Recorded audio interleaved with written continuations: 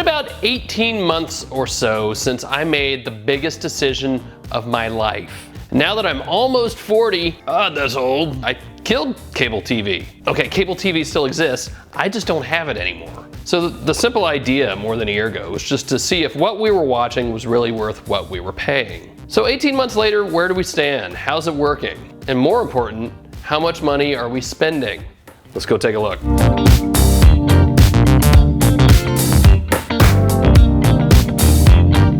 So first a caveat, okay? All of this I'm about to say applies to me. You might have more cable providers, you might have different ISPs, you might have more choices even when it comes to streaming video. But that's the point of all this. You have to do the math for yourself. So first, actually, a recap of what we were spending before. So back in the day, it was something like $245 a month on our cable bill. And that was for TV and internet, and that's a lot. It's close to $3,000 a year. So we were paying all this to the same cable company, and we killed the cable TV part of the equation, and now we're just paying them for internet. It's about $80 a month. And that number still stands today, all those months later. Sort of. See, my ISP now has a data cap of 1 terabyte a month. And we actually didn't hit that cap for a long time. In fact, it was just this past December when the kids were out of school for a couple weeks for the holidays that we finally went over it, and we went about $40 over it. I could pay another $30 a month for another 500 gigabytes, or I could pay another $50 a month for unlimited. I kind of don't want to do that on principle though. And yeah, I need better choices here, but I really only have two, and this is the lesser of two evils. So that's what we're spending on the ISP. Here's what we're looking like for the actual streaming services. Now, I've tried just about everything I can. Sling TV is pretty good. The pricing is comparable, but I tell you, the orange and blue plans thing is confusing at best on a good day, and their on-screen menu system still just sucks. DirecTV is pretty good if you're an AT&T customer, which I'm not anymore, so that was kind of a non-starter. Hulu Live, we have Hulu, but Hulu Live just was lacking a lot of the channels that we wanted to watch. And YouTube TV still isn't available where I live, so that's out for now.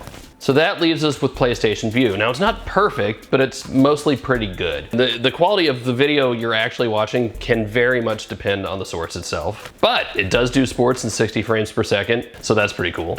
And in combination with everything else we use here, Netflix, Hulu, YouTube itself, it's fit right in really well. And the really cool thing I liked as I was doing the research about all this was they make it really easy to see which channels you get for which plans. So our plan started at $65 a month when we first got PlayStation Vue, and it's actually gone up a little bit since then. I think they gave me an offer for Showtime for an extra $5 a month. Okay. And then the plan itself went up a little bit as well. I wasn't crazy about that, and I looked at changing it, but we ended up keeping it. And that's kind of the point. Again, you have to do the math yourself and keep an eye on it and see if it's still worth it to you. Speaking of price increases, Netflix went up a little bit as well because I decided I wanted the 4K stream of Netflix. Let's do the math one more time. So it's $80 for internet service itself, another $100 for all the services we're using, Netflix, Hulu, PlayStation Vue. So that was all the services. Let's talk hardware for a minute. I've got links to everything I use down below in the description, or just hit kit.com/moderndad for everything in one place. It's really simple. All right, so here in the bedroom, I'm still using an Apple TV, and I tell you, I like it a lot. I actually upgraded to the Apple TV 4K this year because 4K, but I'm still not really using it to do anything other than watch TV, to watch shows, right? I'm not using any of the other just Apple-y apps on it. I'm not playing any games on it. I'm just using it for PlayStation Vue and Netflix and over-the-air TV and stuff like that. But it works great, and probably the most important thing to me is that it's fast. Android TV, Apple TV, very fast with things like PlayStation Vue. Roku and Amazon Fire TV, slow. And here I'm using the Logitech Harmony Companion remote, and I tell you, I love this thing. It's easily the second most curvy thing in this bedroom. All right, third if you count me. It really is just a beautiful remote, and I tell you, it's only about 1,000 times better than that POS that comes with Apple TV. Please do not use that. Get this, please. I've got all this tied into that. Actually, it's the same VIZIO TV that I reviewed last year, and I think I kind of shortchanged it a little bit. I like it a lot more now. It's not trying to do too much. It has just enough smarts inside of it. And I think what got me back then was they were trying to get you to use this Android-based tablet remote thing. Get rid of it. You don't need it. Use this instead. So here in the living room, I'm using an Android TV that's actually built into that TV there.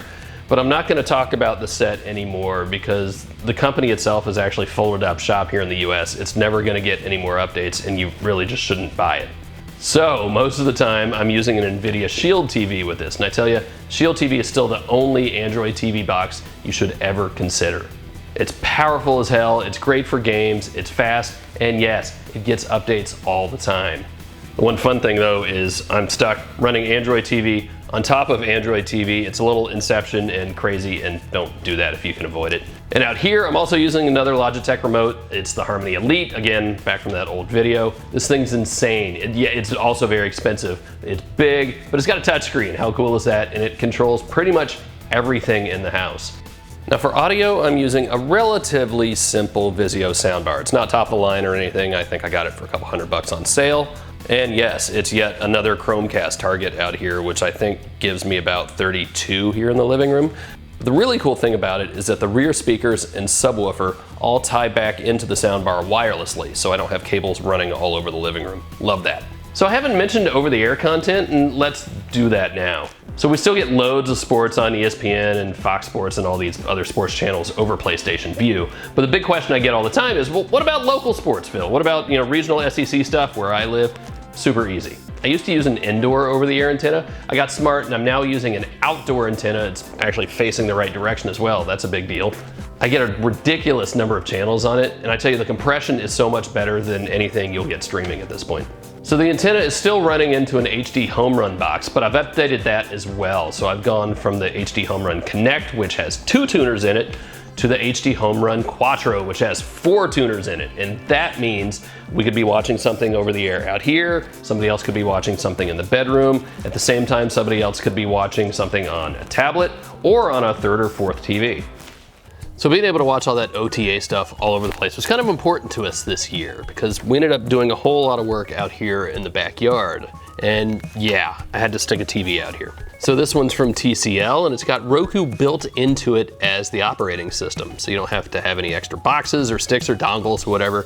It just works. Now, a couple things about that. It's pretty slow, okay? Especially the PlayStation Vue app is just monumentally slow. It's to the point of not being good. But it's not a main TV and we're not out here all the time, so I can put up with it. But the other thing is that you don't have an HDHOMERUN app on Roku because the way the stream's encoded, they just don't have one. So I actually had to plug in an Amazon Fire TV dongle, the new 4K one, into the back of it, and it works fine, it's out of the way, but yeah, it was one more expense. Other than that, works great, and yes, I leave it out here all the time. Now, one thing I haven't mentioned here is actually DVR stuff, and people always ask about that. I tell you, most everything we watch is available on demand or just streaming in general, right? So I can still watch it whenever I want, and I don't have to worry about managing local recordings, which has been really nice. So let's wrap it up. Has all this non-cable TV streaming stuff been worth it? I'm not counting all the hardware and all those purchases. Those are one-time costs, right? But $80 a month for internet, $100 a month for all the services we're using, $2,200 a year for all that. That's down from $3,000 a year that we were doing before when we had cable TV. So that's real money. That's beer money. That's new phone money. So for us, yes, it's definitely been worth it. My kids don't even notice. My wife is perfectly fine with it. And the really cool thing is no contracts. I can hop between all the services I want, use free trials, and figure out exactly what it is we want to use. So that's it. If there's anything else you want me to take a look at, let me know down in the comments. Hardware, services, something I missed that's really awesome, let me know. Be sure to subscribe if you haven't already. Go share this video with all your friends. I know a whole lot of you out there are looking at cutting out cable TV. You can do it. You absolutely can do it. If I can do it, you can do it. So that's it. Catch you next time. See ya.